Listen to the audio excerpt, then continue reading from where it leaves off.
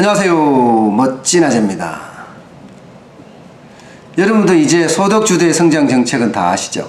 쉽게 말하면 나한테 월급을 많이 줘서 소비를 많이 하게 되면 기업도 좋아지고 경제도 좋아진다는 경제 이론을 말합니다. 문재인 정부가 지난 1년 3개월 동안 아주 가열차게 추진해 온 경제 정책이기도 합니다. 여러분도 다 아시다시피 최저임금 인상이라든가 근로시간 단축이 대표적인 정책이었습니다.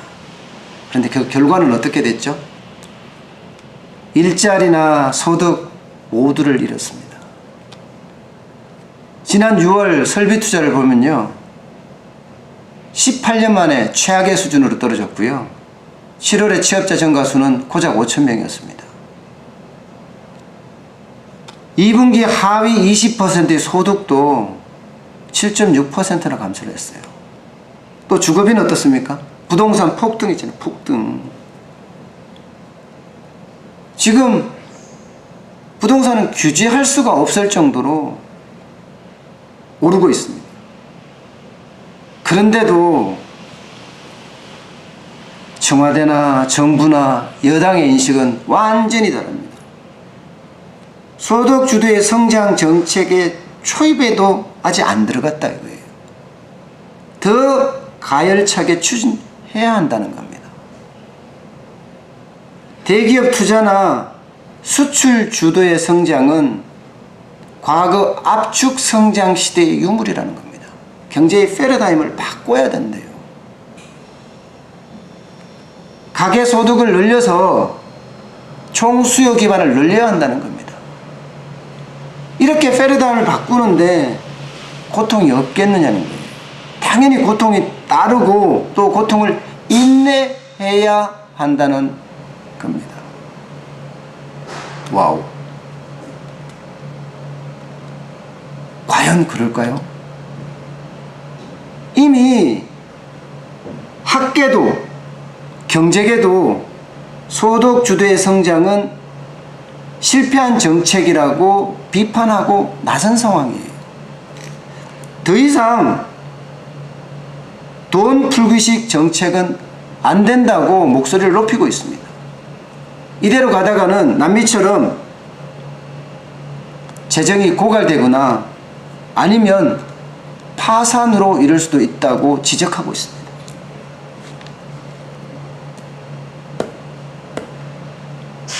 그런데도 초입이라. 참 걱정이 태산이네요. 지금 우리 경제를 버티고 있는 것은요, 수출입니다. 수출만이 겨우겨우 버티고 그 힘을 유지해 가고 있습니다. 성장의 힘을 말합니다. 그런데 이게 불안해요. 최저임금이 2년 동안 29.5%나 올랐습니다. 근로시간이 68시간에서 52시간으로 단축됐습니다.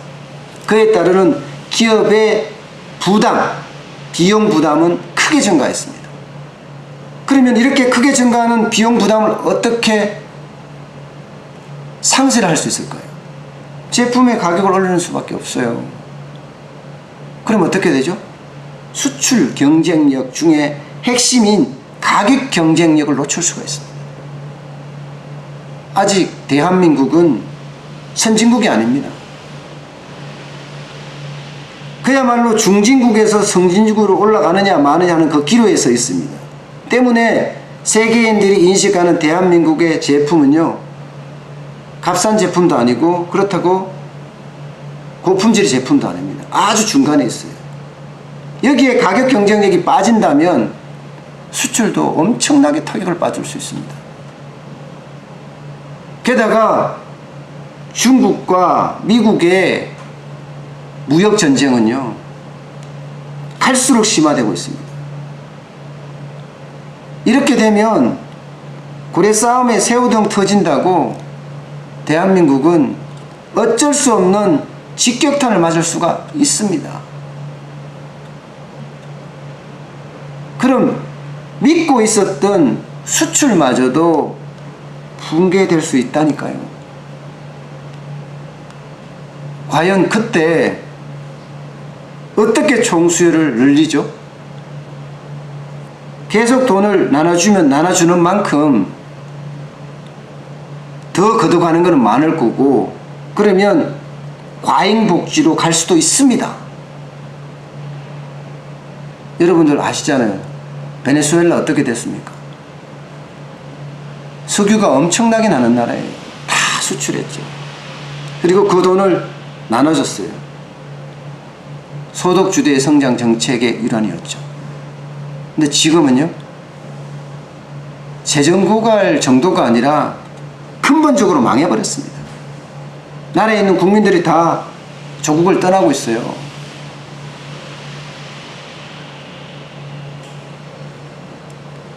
현장에 기업들의, 자영업자, 소상공인들의 그 실상을 정확하게 파악할 필요가 있습니다.